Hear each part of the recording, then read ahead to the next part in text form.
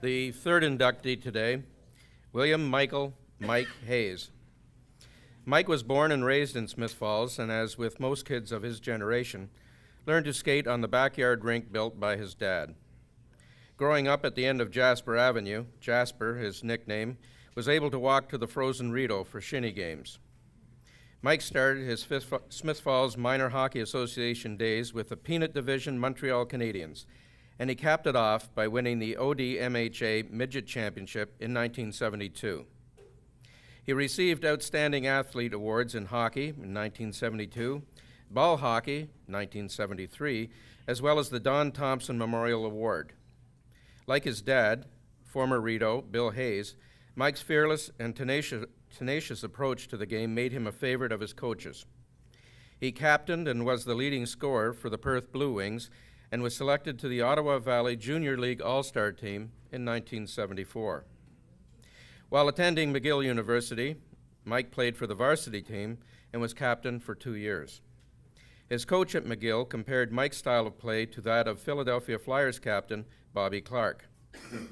While attending the Faculty of Education at the University of Western Ontario, Mike played intermediate hockey, winning the 1973 Ontario Hockey Association Southern Ontario Championship with the Dorchester Dolphins. He led the team in scoring and also received Rookie of the Year. Mike finished his playing career with a championship in the Ottawa RA League Over 40 League. In 1987, Mike was instrumental in the formation of the New Zealand Ice Blacks hockey team, who competed for the first time in Olympic D pool qualification in Perth, Australia. Mike has coached hockey at all levels, boys and girls, from initiation to competitive to the OHA Port Stanley Junior Lions. He coached his daughter's team alongside Brad Marsh to produce a championship in the Ottawa League. As a longtime high school hockey coach, he was proud to take both the Sacred Heart Huskies boys and girls teams to OFSSA, winning the girls' D division in 2001. He continues to volunteer behind the bench at Notre Dame High School. Mike got his start as an instructor with Howie Meeker Hockey Schools in 1976 and conducted on-ice clinics for the Ottawa District Hockey Association. He also referees high school hockey in Ottawa and serves as referee-in-chief for 3 Canada men's leagues. Mike organizes an annual hockey game in Smiths Falls in memory of his son, Connor, in association with a Huskies alumni game in Ottawa. The proceeds from these games provide an annual scholarship at Sacred Heart High School, assisting student athletes with their post-secondary education. Mike considers this to be his greatest hockey accomplishment. Mike Hayes, inducted into the Smiths Falls Sports and Recreation Hall of Fame this 24th day of June, 2018.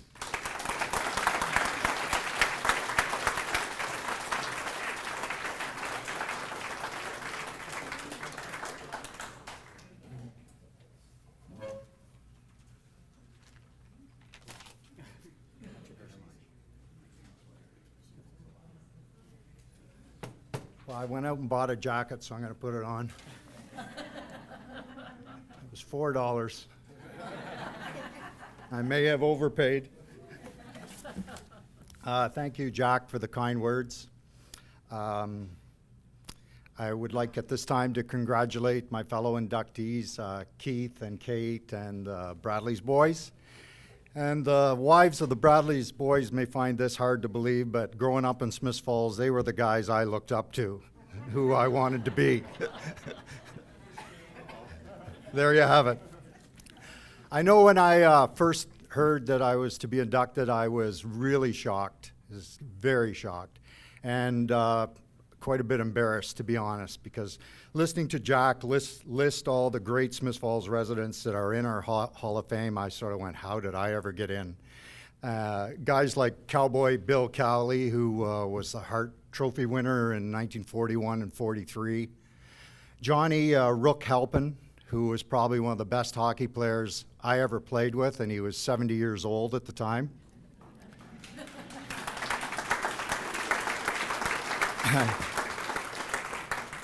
Gary Bummer McAdam played on our midget team, went on to play 10 years in the NHL.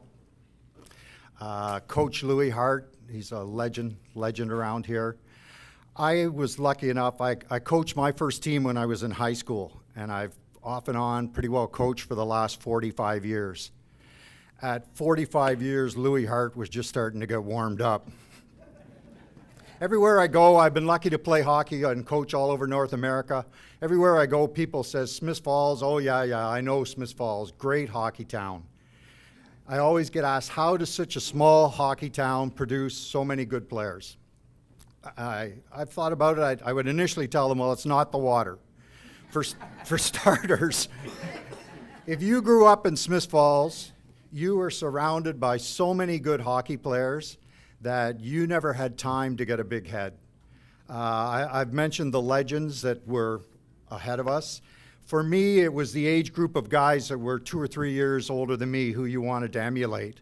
Like in my case, it was Stevie Hull and Sean Howard, Ploncy, who I see here today. Those are the guys you wanted to be as good as. And then once you started to play junior, you always had the young guys coming up behind you trying to take your ice time. So we didn't need coaches to tell us that you had to work hard. We drove ourselves hard to be good. And the second reason that I said we produce so many good hockey players in Smiths Falls is because we take it very seriously. And to that end, I brought an example today. I signed my first hockey contract in 1965 to play for George Fielding's Adam All-Star Green Acres team. I was 10 years old. I was 4'5" tall and 65 pounds at the time. I've filled out a little bit since then. My mom kept the contract on the fridge that whenever you were bad, she'd point to the contract, and if you didn't obey the contract, you weren't going to go to hockey. And it had 10 things that you had to agree to before you could play. And I won't read them all, but there were such things as number 1, I will not smoke or use foul language. Now, I was 10 years old and I wasn't a heavy smoker at the time. But I do remember my grade 3 teacher was adamant that he could not sign it because he couldn't guarantee I would behave for all 10 of them. I was lucky to do a lot of coaching and teaching hockey school after I left Smiths Falls. That's sort of where I think that's where I will give myself credit that maybe I do have a spot here. And the one thing where I was successful with coaching was I sort of went against the norm. And when we grew up here, we were taught that a little bit, that you could be creative. And at the time, the philosophy for coaching was winning isn't everything. All the children should have fun. I agree with the winning isn't everything part, but it's a lot more fun than losing. So my teams were always told that if you skated hard, learned to carry the puck, and worked hard and thought of the team, you would have success. And we did have success. And I learned to run good practices from a guy named Howie Meeker. And he, for the younger people, he was the Don Cherry for a while on television. And I learned from him, from working for him. And every now and then he would skate up beside me on the ice when I'd be running a hockey school session, and he'd offer some kind words of encouragement. And I can hear him to this day going, Jesus Christ, Hayes, these parents haven't paid $500 to listen to you talk. Get 'em moving or get the hell back to Smiths Falls.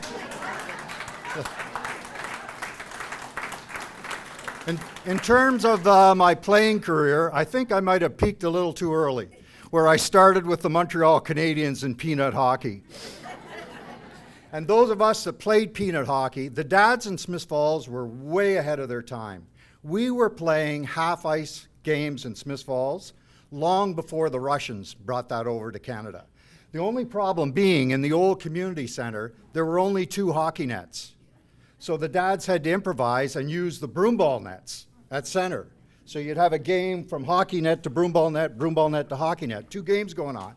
Well, the Bradley's boys will tell you that broomball nets, some of them are 7 feet tall. And if you take into consideration that the average peanut goalie was only 3 foot tall, all you had to do to score was learn to lift the puck and hit the net. And I had done that growing up in the Rideau, where if you miss the net, you chase the puck for half a mile. In summary, the hockey's been really, really good to me. It's been a great life through hockey.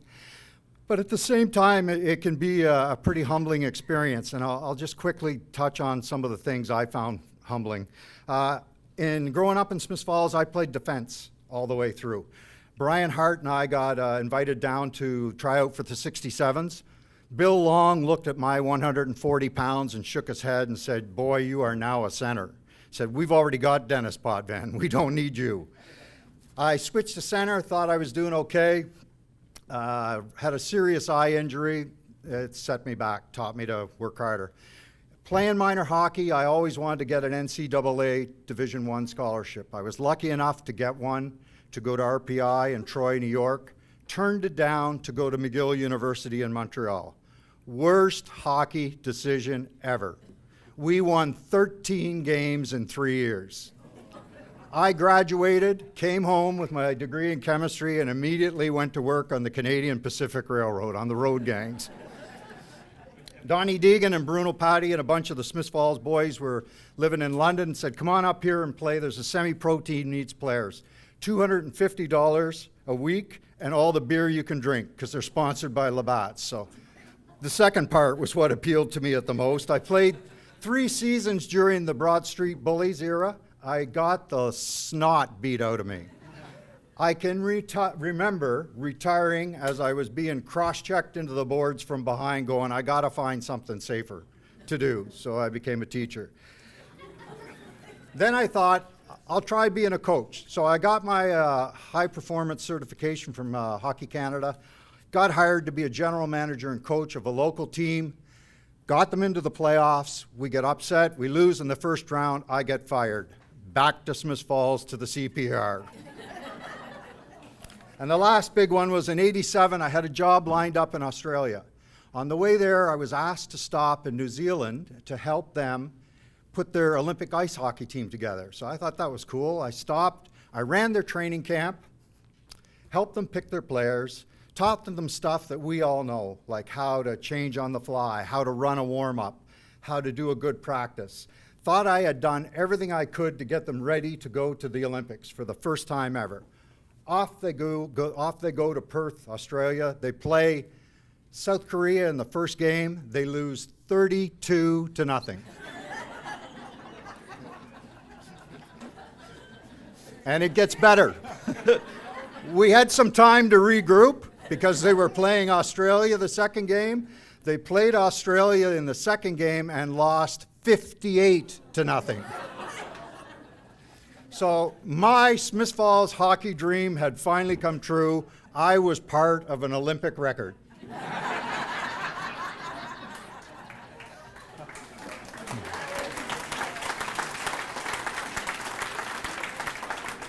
And I may not have emphasized the I'm from Smiths Falls part as much during that. Lastly is the Kiwis beat Hong Kong to win the bronze. So it all had a nice ending, and I didn't have to come back to work on the railroad. Since our family lost Connor and Joe to accident in New Zealand 5 years ago, it's been a tough 5 years for me and for our family, and I've picked and chosen sort of where I've gone for big crowds, and this is a nice place to be. It's a safe place to be. But people will come up and tell you, you got to move on, and you should try to see the glass as half full instead of half empty, and look for positive things. And I'd be thinking there's lots of days I would have been happy just for there to be any water in the glass, let alone half full. I thank my wife Lorraine and my sister Marg and Ann and my brother Dan, my kids, and all my friends here today for supporting me and loving me and letting me sort of keep contributing to hockey in Canada. And today's a day for me when the glass is truly filled to the top. Thank you. Merci.